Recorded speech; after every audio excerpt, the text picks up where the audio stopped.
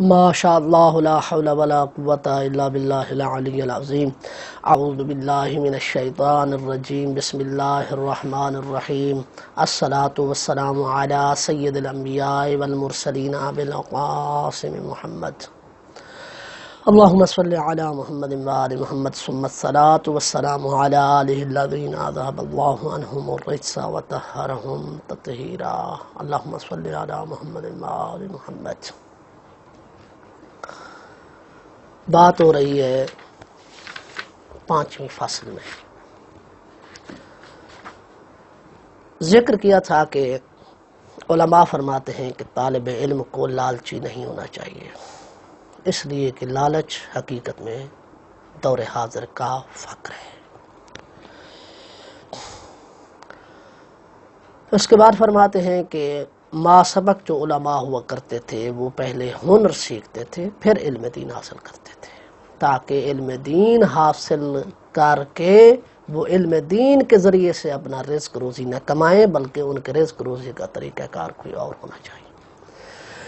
اسی طرح آج کے زمانے میں ہم نے دیکھا ہے، خاص طور پر ایران میں اور یہاں بھی ہم نجف اشرف میں دیکھتے ہیں کہ علماء جو ہیں وہ علم دین کے ذریعے سے نہیں کماتے، بلکہ ان کے اور کام ہوتے ہیں۔ کوئی دکان لگا کر بیٹھتا ہے، تو کوئی سبزی فروش ہوتا ہے، تو اس طرح کے کوئی کریانہ مرچنٹ ہے، تو اس طرح کے کام کرتے ہیں تاکہ اس کے ذریعے سے ان کے رزق روزی کا سلسلہ جاری رہے اور ان کا علم دین حاصل کرنا اللہ کے لیے ہو۔ اس کے بعد فرماتے ہیں کہ طالب علم کو چاہیے کہ وہ اپنے آپ کو علم حاصل کرنے کے لیے تیار کرے، جس طرح کہ فوجی ہوتا ہے نا، الرٹ ہونا، یعنی جس طرح فوجی اپنے محاذ پر الرٹ ہوتا ہے، اس طرح طالب علم کیونکہ امام زمانہ کا سپاہی ہے تو اسے بھی الرٹ رہنا چاہیے، اور تکرار میں اپنے درس کو معین کرے کہ میں نے کتنا تکرار کرنا ہے، صحیح، تکرار کی مقدار کتنی ہونی چاہیے، صحیح۔ کہتے ہیں کہ خیر الامور اوسطها، بہترین امور، سب سے بہترین کام وہی ہے، سب سے بہتر کام وہی ہے کہ جو میانہ روی کے ساتھ ہو، نہ ہی اتنا زیادہ تکرار کہ جس سے اس کا دماغ تھک جائے، جس سے اس کا بدن تھک جائے، اور نہ ہی اتنا کم کہ وہ اپنے درس کو بھی نہ پہنچ سکے، صحیح۔ لہذا میانہ روی کے ساتھ چلنا چاہیے، اور اس کے لیے علماء نے کچھ طریقے بتائے ہیں۔ تو صاحب کتاب فرماتے ہیں وَيَنبَغِي لِطَالِبِ الْعِلْمِ أَن يُعِدَّ نَفْسَهُ لِطَلَبِ الْعِلْمِ۔ لِطَلَبِ الْعِلْمِ میں اپنی طرف سے کہہ رہا ہوں، کتاب میں لکھا ہوا نہیں ہے، کہ طالب علم کو چاہیے کہ وہ علم حاصل کرنے کے لیے اپنے آپ کو تیار رکھے۔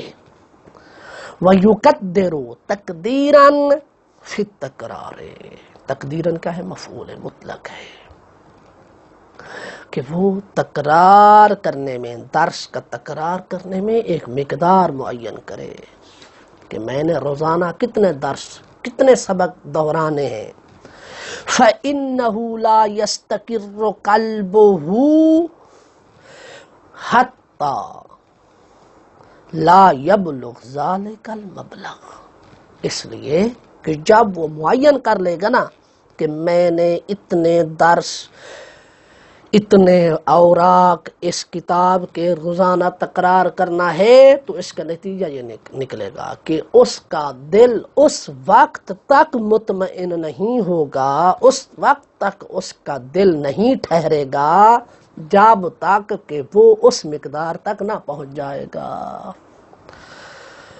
وَيَنبَغِي، دوسرے الفاظ میں یوں کہیں فَإِنَّهُ لَا يَسْتَقِرُّ قَلْبُهُ حَتَّى لَا يَبْلُغَ ذَلِكَ الْمَبْلَغَ، کہ جب وہ درس کے دہرانے کی مقدار مکمل معین کر لے گا تو نتیجہ یہ ہوگا کہ اس طالب علم کا دل اس وقت تک مطمئن نہیں ہوگا جب تک کہ وہ اتنی مقدار میں تکرار نہ کر لے۔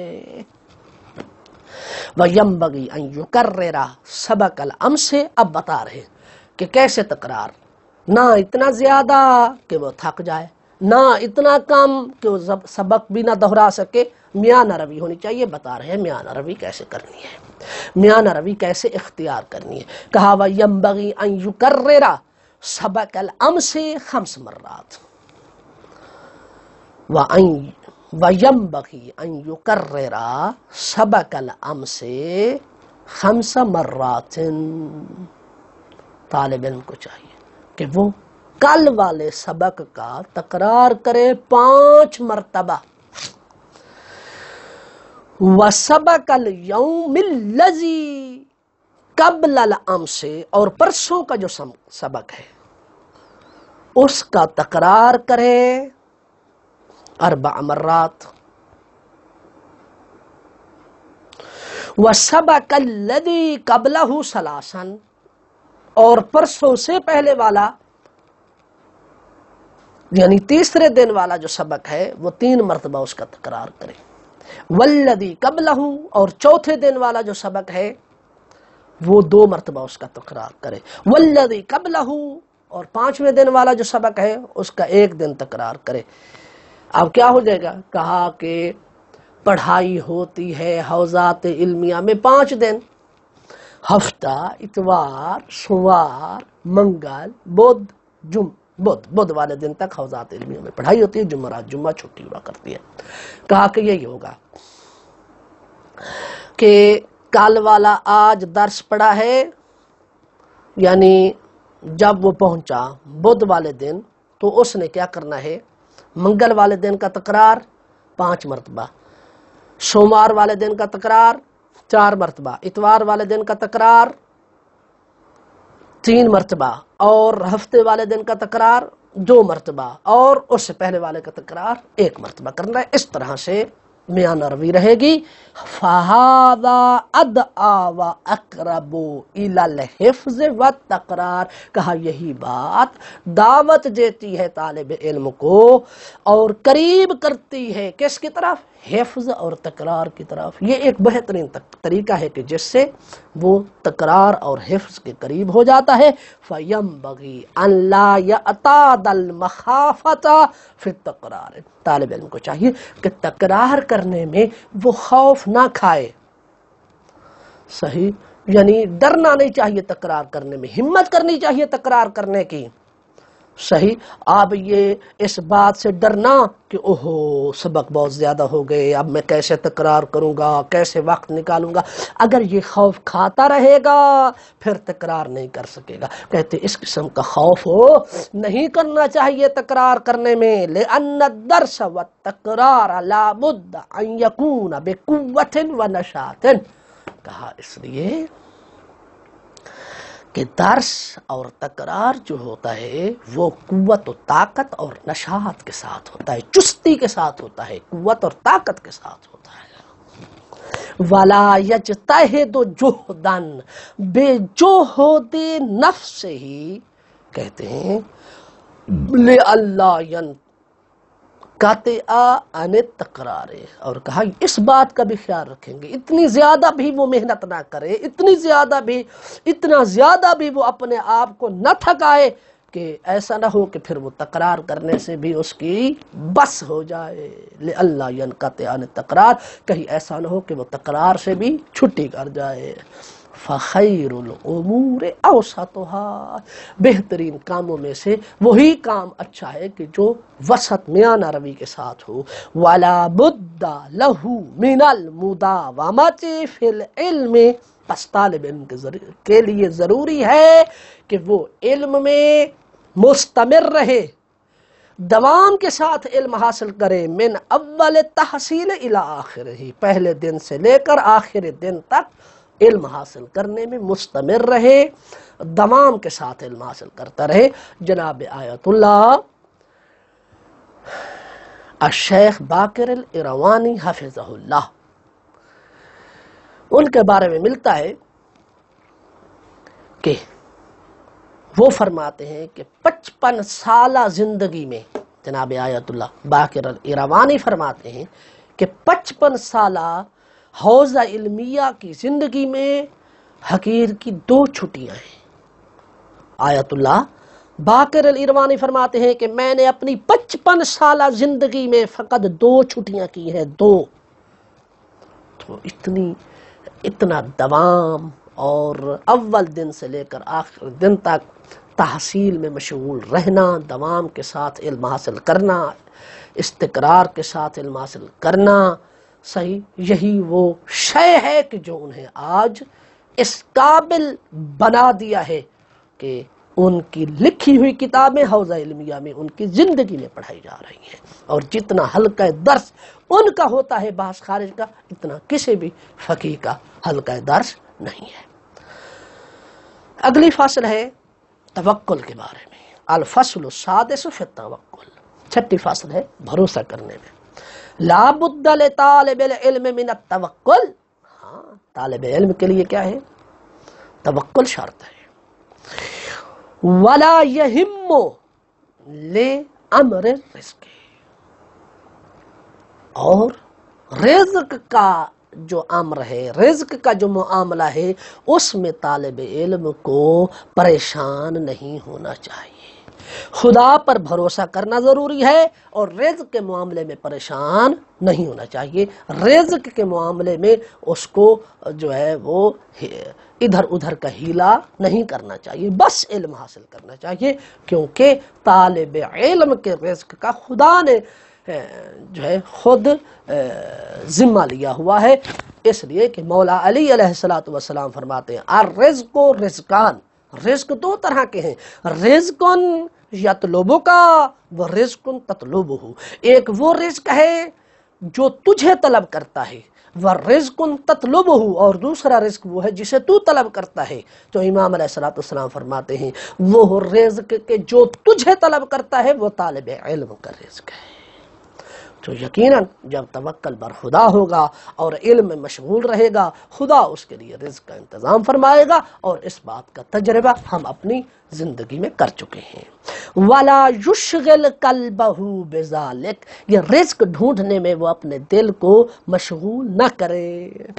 وَيَصْبِرَ لِأَنَّ طَلَبَ الْعِلْمِ أَمْرٌ عَظِيمٌ، اور صبر کرے، اگر چاند دن رزق روزی کے حوالے سے مشکل بھی آ گئے ہیں تو صبر کرے، لِأَنَّ طَلَبَ الْعِلْمِ أَمْرٌ عَظِيمٌ، کیونکہ علم کا طلب کرنا ایک بہت بڑا امر ہے، ایک بہت بڑی بات ہے۔ علم کا طلب کرنا، مال کا طلب کرنا بہت بڑی بات نہیں ہے، شرف اور فضل علم کے طلب کرنے میں ہے، مال کے طلب کرنے میں نہیں ہے۔ وَفِي طَلَبِ تَحْصِيلِهِ أَجْرٌ جَزِيلٌ، اور علم کے حصول میں، علم حاصل کرنے میں بہت بڑا اجر ہے۔ وَهُوَ أَفْضَلُ مِنَ الْقِرَاءَةِ عِنْدَ أَكْثَرِ الْعُلَمَاء، کہا علم کا حاصل کرنا، علم کا طلب کرنا، یہ قرآن کریم پڑھنے سے بھی اکثر علماء کے نزدیک کیا ہے؟ افضل ہے۔ ایک شخص ہے جو قرآن مجید بیٹھ کر پڑھتا ہے، دوسرا شخص ہے جو علم حاصل کرتا ہے، دین کا علم حاصل کر رہا ہے، کہا یہ دین کا علم حاصل کرنے والا اس قرآن مجید پڑھنے والے سے بہتر ہے۔ فَمَنْ صَبَرَ عَلَى ذَلِكَ، عَلَى ذَلِكَ یعنی عَلَى طَلَبِ الْعِلْمِ، پس جس نے بھی علم کے حاصل کرنے پر صبر کیا، فَقَدْ وَجَدَ لَذَّةً، اس نے پائی ایسی لذت تفوق سائر اللذات دنیا، کہ جو دنیا کی لذتوں سے بڑھ کر ہوگی۔ یعنی جو طالب علم بھی علم حاصل کرنے پر صبر کرتا ہے تو اللہ سبحانہ و تعالی اس کے صبر کا پھل یہ دیتا ہے کہ ایسی لذت اسے علم حاصل کرنے سے حاصل ہوتی ہے کہ جو دنیا کی لذتوں سے بڑھ کر ہے۔ وَلِهَذَا كَانَ مُحَمَّدُ بْنُ الْحَسَنِ الطوسی رحمۃ اللہ علیہ، اسی وجہ سے تو جناب محمد ابن الحسن الطوسی رحمۃ اللہ علیہ، کہ جو شیخ طوسی کے نام سے مشہور ہیں، اذا اسحر اللیالی، وہ کیا کرتے تھے؟ راتوں کو بیدار رہتے تھے۔ وَحُلَّ لَهُ الْمُشْكِلَاتِ وَحُلَّ لَهُ مُشْكِلَاتٌ، اور مشکل مطالب، علمی مطالب کی جو مشکلات تھیں، جب ان پر رات کی تنہائی میں حل ہوتی تھیں یقولو، اور پھر انہیں لذت حاصل ہوتی تھی۔ رات کو بیدار رہنا، علمی مطالب کو حل کرنا، علمی مطالب کی جو پیچیدگیاں تھی، جب آیت اللہ محمد ابن الحسن توسی، جناب شیخ توسی پر جب یہ مشکلات حل ہوتی تھیں، کان یقولو، تو کہا کرتے تھے، صحیح مشکل حل ہونے کے بعد کہتے تھے، این ابناء الملوک من ہذہ اللذت، کہاں ہے وہ بادشاہوں کے بیٹے کو جو اس وقت ریشم کے بستروں پر سوئے ہوئے ہیں، ان کے لیے یہ لذت نہیں ہے جو لذت اس وقت علمی مشاکل کو حل کر کے مجھے حاصل ہو رہی ہے۔ وَيَنبَغِي أَن لَا يَشْغُلْ بِشَيْءٍ، طالب علم کو چاہیے کہ وہ کسی شے میں، علم کے علاوہ کسی اور شے میں مشغول نہ ہو، وَلَا يَعْرُضُ عَنِ الْفِقْهِ وَالْحَدِيثِ وَالتَّفْسِيرِ وَالْقُرْآنِ، اور کبھی بھی فقہ، حدیث، تفسیر اور قرآن سے اعراض نہ کرے، بلکہ اس کا ایسا برنامج ہونا چاہیے، قرآن بھی پڑھے، حدیث بھی پڑھے، تفسیر بھی پڑھے، فقہ بھی پڑھے، ان کے ساتھ منسلک رہے، تب جا کر وہ ایک بڑا عالم دین بن سکتا ہے۔ ساتویں فصل ہے علم حاصل کرنے کا وقت کون سا ہے۔ اس بارے میں فرماتے ہیں، کیلا، علماء فرماتے ہیں، کہا گیا ہے، وقت التعلم من المہد الی اللہ، علم حاصل کرنے کا تو وقت ماں کی گود سے لے کر قبر تک ہے۔ وَأَفْضَلُ أَوْقَاتِهِ، ہاں علم حاصل کرنے کے افضل اوقات کون کون سے ہیں؟ علم حاصل کرنے کے افضل اوقات میں سے ہے شروع الشباب، جوانی کے شروع کا زمانہ، وقت السحر، اور سحر کا وقت، وما بین العشاءین، مغرب اور عشاء کے درمیان کا وقت، یہ تین وقت ہیں کہ جس میں وہ علم حاصل کرے، مطالعہ کرے، مباحثہ کرے، تو اسے بہت کچھ حاصل ہو سکتا ہے۔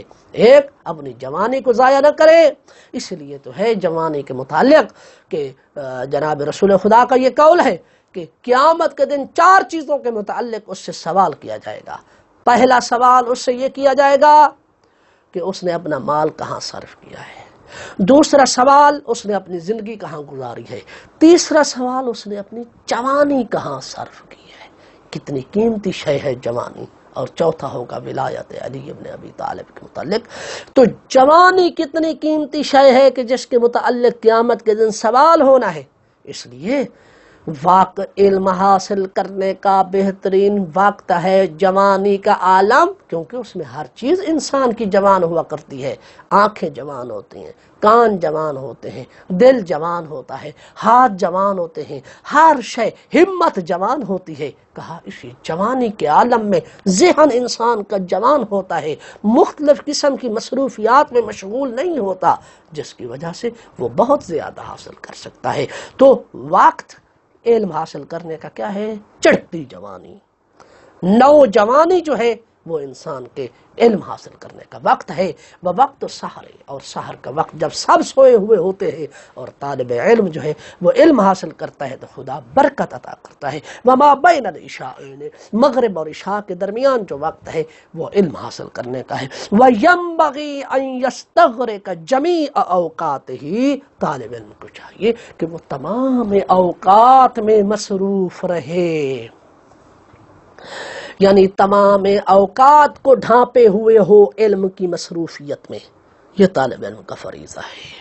فَإِذَا مَلَّ مِنْ عِلْمٍ يَشْتَغِلُ بِعِلْمٍ آخر، جب ایک علم سے تھک جائے تو پھر دوسرے علم کی کتاب اٹھا لے، ہاں جب ایک علم سے فارغ ہو جائے تو دوسرے علم میں شروع ہو جائے۔ اسی لیے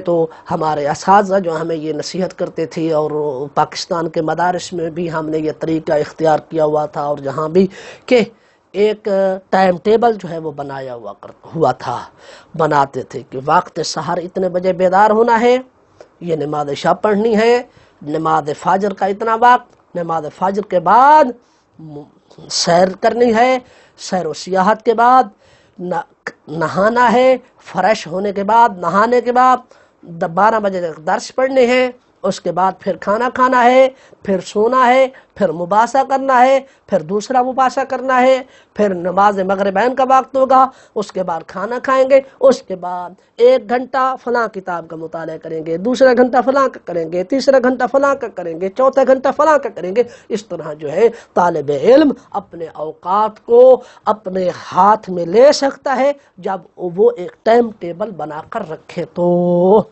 وَقَانَ مُحَمَّدُ بْنُ الْحَسَنِ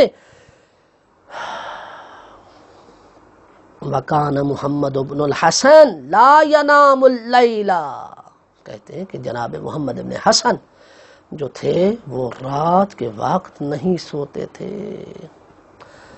یہ ایک عالم دین کی بات کر رہے ہیں کہ محمد بن حسن جو تھے وہ رات کے وقت نہیں سوتے تھے۔ وَكَانَ يَضَعُ عِنْدَهُ دَفَاتِرَ، ان کے پاس کیا پڑی ہوتی تھیں؟ مختلف علوم کی کتابیں اور کاپیاں پڑی ہوا کرتی تھیں۔ اذا مل من نوع، جب وہ علم نحو پڑھنے سے تھک جاتے تھے، ينظر الى نوع آخر، علم فلسفہ میں شروع ہو جاتے تھے۔ علم فلسفہ پڑھنے سے تھک جاتے تھے، علم فقہ میں شروع ہو جاتے تھے۔ علم فقہ سے تھک جاتے تھے، علم اصول میں شروع ہو جاتے تھے۔ وَكَانَ يَضَعُ عِنْدَهُ الْمَاءَ، اپنے پاس کیا رکھا ہوا کرتا تھا؟ پانی رکھا ہوا کرتا تھا۔ اس زمانے میں پانی کے لیے کاسے ہوا کرتے تھے، کہا وہ کاسا اپنے پاس رکھتے تھے۔ وَيُزِيلُ نَوْمَهُ بِالْمَاءِ، وہ اس پانی کے ذریعے سے اپنی نیند کو کیا کرتے تھے؟ زائل کرتے تھے، ختم کرتے تھے۔ جب اونگھ آنے لگتی تھی تو کہتے ہیں کہ سونے کی بجائے وہ چھینٹے اپنے آنکھوں پہ مارتے تھے پانی کے، جس کی وجہ سے نیند ختم ہو جاتی تھی اور پھر پڑھنا شروع کرتے تھے کر دیتے تھے۔ وَكَانَ يَقُولُ، اور کہا کرتے تھے، النَّوْمُ مِنَ الْحَرَارَةِ، کہ سردیوں میں نیند جو ہے وہ گرمائش کی وجہ سے آتی ہے۔ جب اپنے بدن کو گرمائش ہی نہیں دیں گے تو نیند بھی نہیں آئے گی۔ تو یہ طریقہ کار ہے علم حاصل کرنے کا۔ دعا ہے خداوند عالم ہمیں اس طرح علم حاصل کرنے کی توفیق عطا فرمائے۔ والحمدللہ رب العالمین۔